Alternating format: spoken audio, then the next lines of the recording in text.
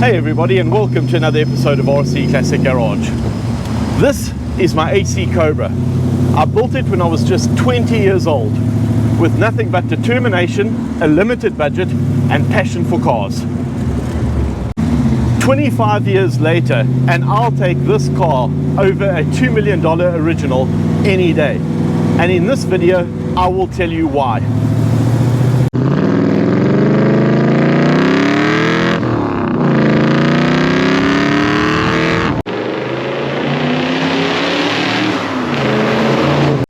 As a kid, I was obsessed with classic cars.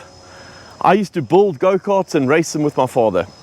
I used to have posters of Cobras and Ferraris all over my bedroom wall. But then as a 20-year-old student barman, the thought of owning a classic car like this felt impossible. And that's when I made the decision, if I could not buy my ultimate dream car, I would build it. So, with limited experience, no fancy tools, and sheer determination, I set out to build this car, and that decision has changed my life. Let's talk about the elephant in the room. It's a replica, and we all know replicas are not really acknowledged or respected, or sometimes even given a second chance. But a genuine AC Cobra is a multi-million-dollar car.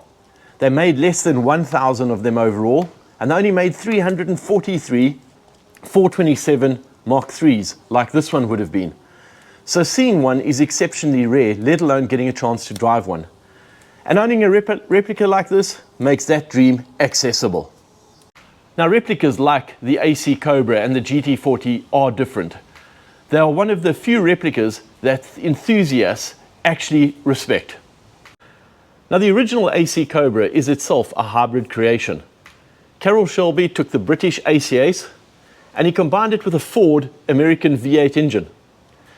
So it in itself is a bit of a Frankenstein car, and therefore slightly less sacred when it comes to replica and a little bit easier to be able to replicate.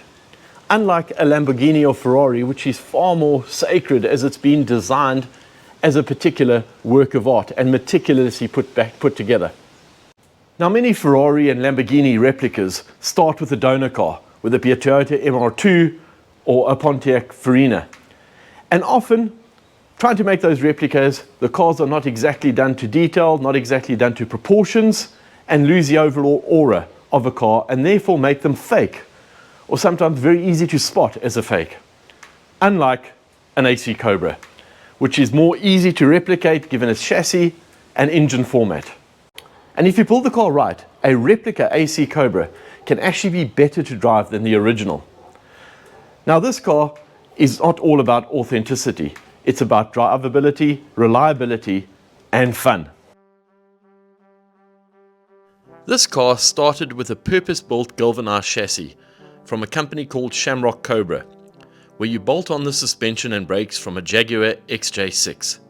Every part are either rebuilt, restored, or replaced.